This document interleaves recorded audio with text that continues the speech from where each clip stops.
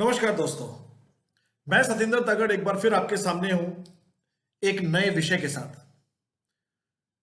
देखिए दोस्तों कि आज की तारीख में हम कमाने के लिए कुछ भी काम करते हो, हम नौकरी कर रहे हैं, हम बिजनेसमैन हैं, हम एंटरप्रेन्योर हैं, हमारी कोई स्टार्टअप कंपनी है, हम मार्केटिंग के अंदर हैं, हम नेटवर्क मार्केटिंग के अंदर हैं, हम लोग कोई प्रोफेशनल हैं, डॉक्टर हैं, इंजीनियर हैं, चार्टर्ड अकाउंटेंट हैं, लॉयर हैं, हम लोग कोई आर्किटेक्ट हैं, हम लोग कोई छोटी मोटी दुकान करते हैं, सेल्फ एम्प्लॉयड है, हम इन्वेस्टर हैं, कुछ भी हम लोग करते हैं। बट एक चीज मुख्य है दोस्तों, और वो ये है कि हम लोग पीपल डीलिंग के अंदर अच्छे होने चाहिए। लोगों के साथ डील करना कैसे है, ये हमें आना चाहिए। और अगर हम ये अच्छे तरीके से लोगों के साथ डील करना सीख गए तो हम अपने किसी भी काम में, जो भी हम काम कर रहे हैं, उसमें सफल हो सकते हैं दोस्तों। उसके लिए हमें अच्छी कम्युनिकेशन स्किल होनी चाहिए और अच्छी हमारे अंदर एक पीपल स्किल होना चाहिए। तो पीपल स्किल अगर हमें अच्छा रखना है, लोगों के साथ डील करना सीखना है, तो एक बात तो पक्की है दोस्तों कि हमें लोगों की पर्सनालिटी ट्रेट्स के बारे में वाकिफ होना पड़ेगा। वो किस शख्सियत के मालिक हैं, उनके व्यक्तित्व के लक्षण क्या हैं, उनकी व्यक्तिगत जो खासियतें क्या हैं, जिसको हम पर्सनालिटी ट्रेट्स कह देते हैं। एक तो उसके बारे में पता करना होगा, और एक हमें पता करना होगा पर्सनालिटी टाइप्स कि कौन कौन से प्रकार के व्यक्तित्व होते हैं दोस्तों। इससे क्या होगा कि हमें समझ में आ जाएगा कि ये किस पर्सनालिटी ट्रेट का मालिक है और कैसा इसका व्यक्तित्व है, तो हमें उसके साथ डील करना बहुत इजी हो जाएगा दोस्तों। तो पर्सनालिटी ट्रेट्स की अगर बात करें तो हमें एक वर्ड याद रखना होगा, that is ocean. OCEAN। O stands for openness. C for conscientiousness. Little difficult to pronounce. Conscientiousness. E for extraversion. A for agreeableness. And N for neuroticism. थोड़े से वर्ड मुश्किल हो सकते हैं दोस्तों, इसको आसान कर देते हैं। ओपननेस का क्या मतलब है? ओपननेस का मतलब है जो आदमी ओपन माइंड हो। ये जो लोग होते हैं ये क्यूरियस होते हैं नई चीजों को जानने के लिए। They are open for the new ideas, they are open for the new experiences. और ये लोग जो होते हैं इन्वेंटिव भी होते हैं। ये लोग नई चीजों को इन्वेंट करने में भी कामयाब हो जाते हैं। अच्छे लोग हैं, बड़ी अच्छी अच्छी बातें हैं, लेकिन अगर इनमें मुझे कुछ देखना हो कि इसमें इन लोगों में नेगेटिव क्या है, तो ये लोग जो होते हैं ना, कंसिस्टेंट नहीं रह पाते हैं। मतलब एक काम कर रहे हैं, किसी ने बताया कि वो काम इससे अच्छा है, तो वो एकदम से उसके ऊपर पलट जाएंगे। ये कॉशियस नहीं होते। तो मैं आज आपको जो बता रहा हूं पर्सनालिटी ट्रेट्स, उसमें ये बात नहीं कर रहा हूं कि कौन सा बुरा है कौन सा अच्छा है। मैं ये आपको बता रहा हूं कि हमें कैसे पहचानना है लोगों को। And C for कॉन्शियंशियसनेस। कॉन्शियंशियसनेस का मतलब है कर्तव्य निष्ठा। हिंदी में इसको बोलते हैं कर्तव्य निष्ठा। जो अपने कर्तव्य के प्रति निष्ठावान होते हैं, they are very decisive people, they are very self oriented and very self disciplined people, they are very organised people. ये कभी भी कहीं जाएंगे तो अपनी बिलोंगिंग्स को भूल कर नहीं आएंगे। डिसिप्लिन को ये मायने रखते हैं अपने घर के अंदर। इनको हर चीज जहां पे पड़ी होनी चाहिए वहीं पड़ी होनी चाहिए। थोड़ा सा स्ट्रिक्ट होते हैं ये लोग, थोड़ा डोमिनेटिंग पर्सनालिटी हो सकते हैं। लेकिन इन लोगों के अंदर एक चीज है कि ये लोग ज्यादा किसी पे विश्वास नहीं कर सकते हैं। और ये जो लोग होते हैं ये अच्छे लोग हैं, they are very good people, but people don't relate with them because of their dominating personality. जबकि ये बड़े ऑर्गेनाइज्ड होते हैं, सब कुछ बहुत बढ़िया कर रहे होते हैं। E for एक्स्ट्रावर्शन। एक्स्ट्रावर्शन का मतलब होता है जो लोग बिंदास होते हैं, है ना, very extrovert kind of people, very expressive people, है ना, जो महफिलों में जाना चाहते हैं। क्राउड उनके लिए कोई वो नहीं है, वो अपने जो कुछ उनको बोलना है वो दिल खोल के बोलते हैं दोस्तों। That is called extraversion. Very outgoing type of people, very active, very energetic, they are very warm and very positive people. But ये लोग ना थोड़े से केयरलेस होते हैं, और कई बार इस केयरलेसनेस के अंदर कुछ गलतियां कर बैठते हैं। नेक्स्ट आते हैं agreeableness.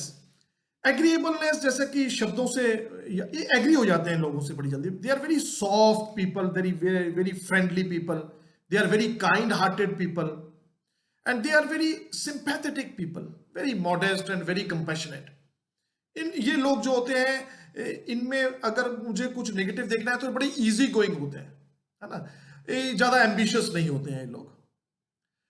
And last is neuroticism. Neuroticism, कुछ लोग होते हैं very very difficult to handle, very neurotic इनके अंदर, मतलब इनको डॉक्टर्स तो ये कहते हैं कि मेंटल इलनेस है इनके अंदर.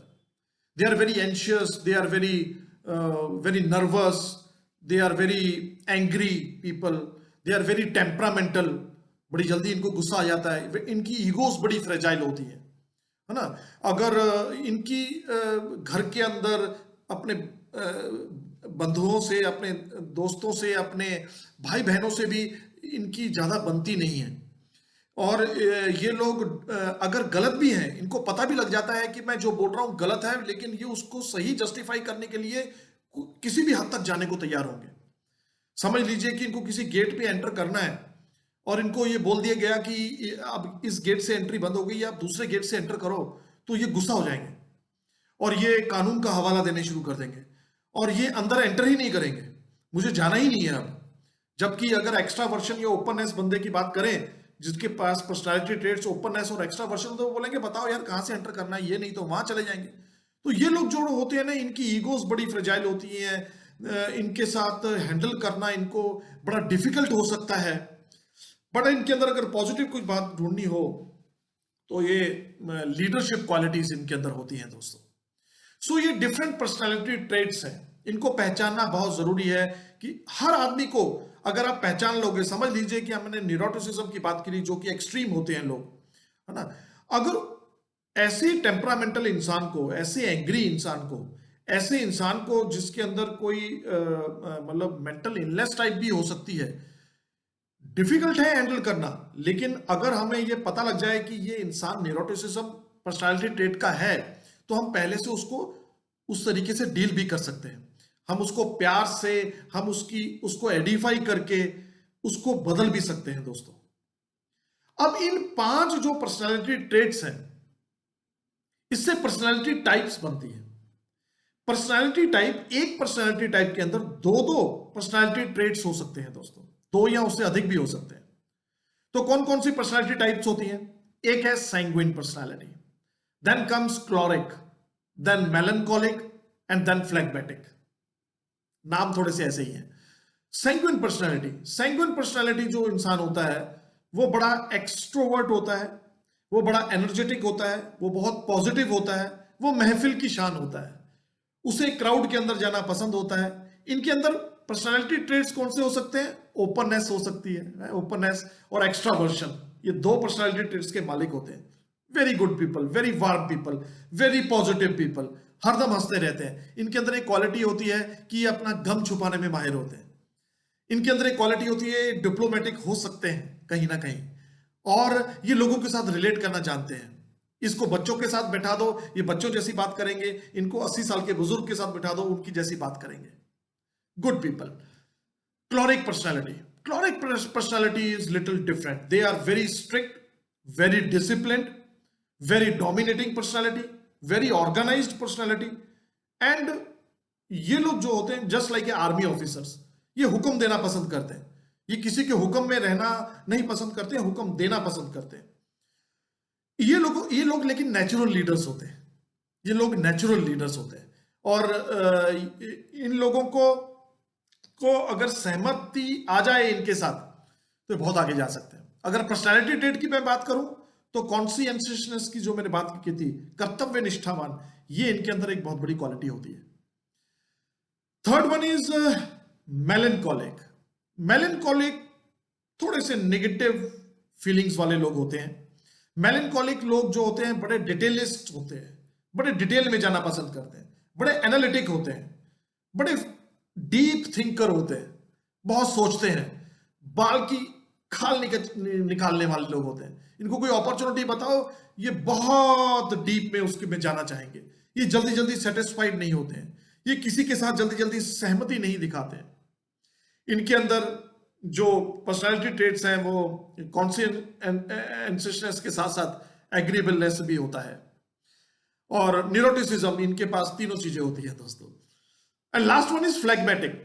फ्लैग्मेटिक जो होते हैं बड़े इजी गोइंग लोग होते हैं, बड़े मस्त आदमी, है ना, वेरी सेटिस्फाइड पीपल, एंड उनको ज्यादा क्राउड से बहुत डर लगता है।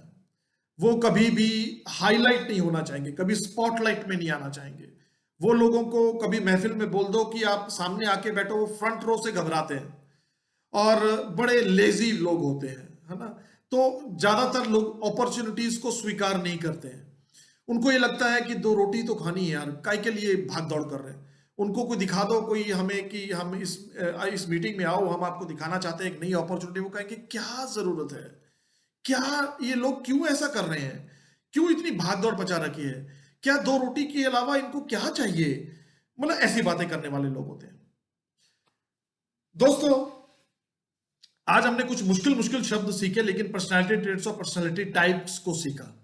अगर हमें ये समझ में आ जाए कि इन लोगों के साथ डील कैसा करना है, तो हम बहुत आगे जा सकते हैं दोस्तों। और सभी प्रकार के लोग आपको मिलने वाले हैं। जब आप लोगों से डील करते हो तो सभी प्रकार के लोग मिलने वाले हैं, और सभी लोगों के साथ दोस्ती हमें बनानी अनिवार्य है। हमें सभी लोग कामयाब हो सकते हैं। अगर मैं अपने बिजनेस की बात करूं तो हमारे बिजनेस में बहुत सारे लोग जो डिफरेंट पर्सनालिटी के, इवन वो न्यूरोटिसिज्म के हैं या फिर फ्लेगमेटिक पर्सनालिटी टाइप है, वो भी कामयाब हुए हैं, ऐसा नहीं है। लेकिन हमें उनके साथ डील करना आना चाहिए। हमें अपने अंदर हम्बलनेस, हमें अपने अंदर पीपल स्किल जितना ज़्यादा हम सीख सकते हैं, और हम जितना ज़्यादा लोगों के साथ रिलेटिबिलिटी करना जानते होंगे, उतना हम आगे पहुंच सकते हैं। आई थिंक कि ये चीज़ें आपको हेल्प करेंगी आपके बिजनेस के अंदर।